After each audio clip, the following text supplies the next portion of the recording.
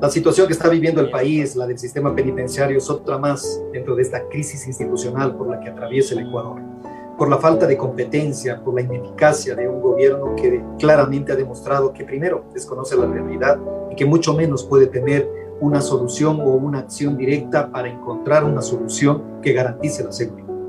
Es evidente que los organismos internacionales y organismos nacionales se hayan pronunciado en contra, o más bien alertando de lo que está sucediendo en las cárceles, cuando las cárceles o los centros penitenciarios están administrados, están bajo custodia del Estado. La Constitución de la República considera que las personas privadas de la libertad obviamente son grupos de atención prioritaria por una razón, porque ellos están a merced, están bajo disposición, podríamos decirlo de alguna manera, del Estado ecuatoriano que controla los centros penitenciarios. A través del Estado y del propio sistema penitenciario, ¿se permite o no se permite el ingreso de armas? ¿Se permite o no se permite el ingreso de sustancias prohibidas o inclusive de equipos celulares? A través del Estado, que es el que administra los centros penitenciarios, se deben garantizar los servicios públicos, se debe garantizar una adecuada alimentación mínima, básica, de la misma manera que atención en salud, de la misma manera que políticas de rehabilitación que permitan que aquella persona privada de la libertad que está cumpliendo una pena en función de un acto delictivo cometido entre en procesos resocializadores, rehabilitadores, tomando en cuenta que no tenemos en el país ni la pena de muerte ni la cadena perpetua. A pesar de que hay muchos llamados de que deberíamos incrementar las penas, pretendiendo que sobre la base del incremento de las penas encontraremos la solución a la violencia, a la delincuencia, a la inseguridad, lo que es completamente errado, porque si no, otros países lo que se como denomina Estados Unidos, populismo penal, doctor. Eso es lo que exactamente, conocemos como populismo penal. Exactamente, es un populismo penal pretendiendo que el problema está en la norma. Como diría alguien, que el problema, la calentura está en las sábanas. El problema no es normativo. Hemos visto que en estos momentos tenemos un Código Orgánico Integral Penal que prevé o que establece penas de hasta 40 años frente al anterior, que la máxima pena por asesinato era de 16 y con la ley de 2x1 llegaban a 8 años de cumplimiento efectivo en las cárceles. El problema de la delincuencia y la inseguridad no parte de aumentar las penas, sino de atacar aquellas causas que están provocando que nuestra sociedad se vuelva violenta, que exista más inseguridad en las calles, más delitos, más robos, más asesinatos, más violencia contra las mujeres, más atentados contra los niños, niñas y adolescentes, en donde vemos un Estado completamente ausente de una política integral, de una política verdadera de rehabilitación, pero sobre todo de seguridad penitenciaria. Lo que pasó en las cárceles el día de anteayer demuestra claramente el colapso del sistema, un sistema que ya venía siendo advertido. El amotinamiento del día martes no es un acto fortuito. Esto ya se venía dando desde el año anterior, cuando se declararon los estados de excepción, que no sirvieron para absolutamente nada. Ni siquiera recursos económicos les llegaron, y ahora tenemos un presidente que ahora sí dispone de recursos económicos cuando tenemos 79 personas fallecidas. Es que es absurdo que lleguemos a estos niveles en donde frente a actos tan lamentables, pero sobre todo dantescos y catastróficos, criminales, en donde hemos sido testigos de descuartizamientos y decapitamientos en un centro del Estado, porque eso es lo que ya llama la atención. Es un centro del Estado, es un centro público. Las cárceles son centros administrados por el Estado, que tienen agentes de seguridad penitenciaria, que tiene la propia Policía Nacional en el anillo periférico para dotar de seguridad, y se producen al interior con la complicidad de muchos elementos de seguridad penitenciaria que permiten el ingreso de armas. ¿Y qué tipo de armas? El ingreso de sustancias prohibidas, de equipos celulares. Es decir, hemos cedido el control de las cárceles a las bandas, a los grupos que se disputan el poder, que desde el interior de las cárceles siguen cometiendo una serie de delitos, y que frente a eso prácticamente, como digo, el sistema penitenciario no existe, no tiene ningún tipo de reacción, no tiene ningún tipo de acción. Más bien, lo único que hemos venido a hacer es que las cárceles o los problemas de las cárceles sean atribuibles a situaciones extra jurídicas, objetivas o penitenciarias, como el financiamiento del ELN, que no entiendo a qué va con todo esto, o que llegue a asumir de que el problema de las cárceles es que tenemos centros más grandes, que es preferible tener cárceles de 10, 100 personas para poder administrarlas de una mejor manera. ¿Qué concepto tan elemental? Ya no tenemos la base de... Defensor, ¿cómo está? Buenos días. Eso quería, usted ya lo ha mencionado de pasadita, usted está respondiéndole de alguna manera a la intervención ayer en cadena nacional del presidente Moreno. Yo sí quisiera una reflexión suya, porque estos argumentos que me parece se los saca de la discusión en redes sociales, donde además la discusión no es técnica, no es sobre la base de hechos y de estudios técnicos, digamos, de datos, de cifras, sino es lo que sale del estómago del tuitero, ¿no? Dependiendo de la tendencia política o el sesgo que tenga. Entonces empezaron a hablar en las redes de la base de Manta, empezaron a hablar en las redes del financiamiento del ELN a una campaña presidencial. Y resulta que esos argumentos los utiliza el presidente en su cadena nacional. ¿Tiene algún tipo de asidero la declaración del presidente Moreno el día de ayer? ¿Obedece en algo todo lo que mencionó Moreno, que insistió en culpar al gobierno anterior con lo sucedido durante la jornada del martes pasado en las cárceles? Y tomar en cuenta un hecho adicional, defensor: desde el 2018 hasta la fecha, en el país llevamos 178 asesinatos en centros de rehabilitación social. 18, 19, 20 y 21. En estos 4 años en los que ha estado gobernando Lenín Moreno, llevamos 178 personas asesinadas. No es que fallecidas así nomás, no. 178 personas asesinadas. La principal impresión que yo tengo de lo manifestado por el presidente de la República es una completa decepción.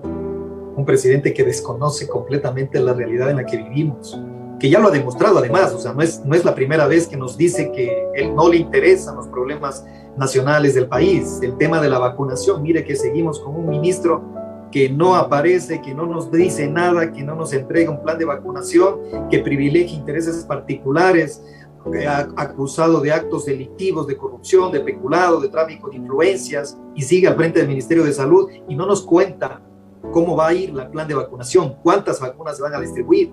Y el presidente, en lugar de pedir la renuncia inmediata, como lo que ha pasado en Perú, como lo que pasa en Argentina, más bien el gabinete en pleno le da todo el apoyo. Poco está de que ya los próximos días le entregue también una condecoración al mérito, que no me extrañaría que lo pueda hacer. A esto voy con el tema del sistema penitenciario.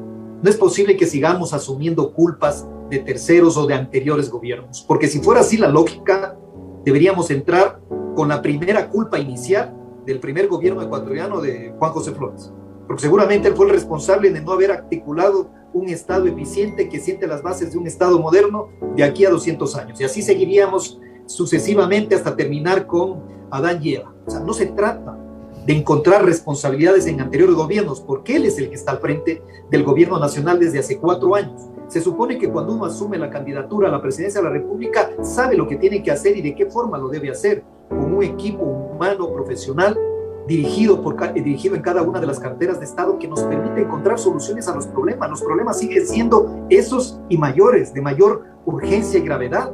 Una sociedad sumamente sumida ante la delincuencia y la inseguridad, y que frente a eso no tenemos una respuesta, más allá de ser espectadores pasivos de esta realidad.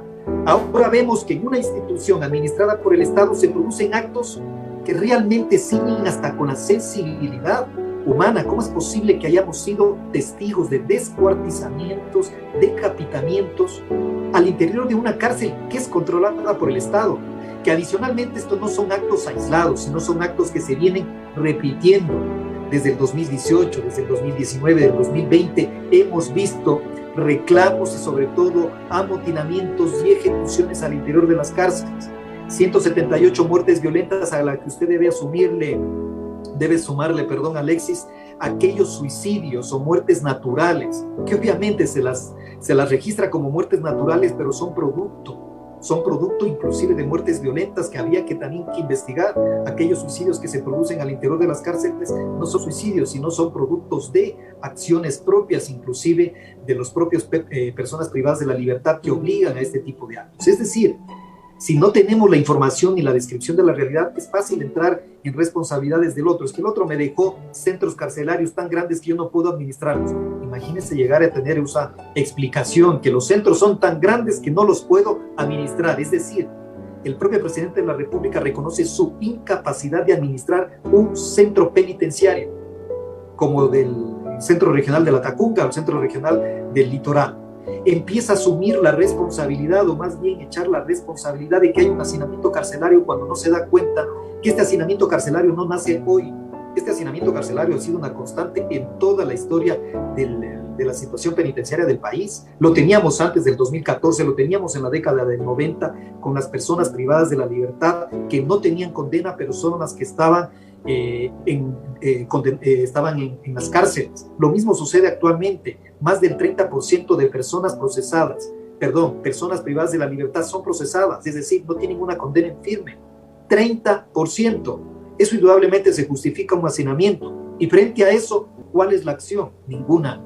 Ni para dotar de seguridad, para evitar que ingresen armas, porque las armas, por ejemplo, en las cárceles no es que ingresan por los lugares de visitas de los familiares de los PPLs. Las armas están ingresando por las puertas principales. Ingresaron, con ese caso de la ambulancia, por las propias puertas principales en las que llegan los insumos de alimentos, de medicinas, de una serie de vituallas propias para la administración de los centros. Por ahí ingresan las armas. Entonces, ¿cómo es posible que luego digamos, esto es un tema de las bandas delincuenciales? Si las bandas han tomado el poder, es porque el Estado se ha encontrado ausente, porque el Estado ha permitido el ingreso de armas, e indudablemente esta situación se volvió completamente caótica y obviamente fuera de todo control.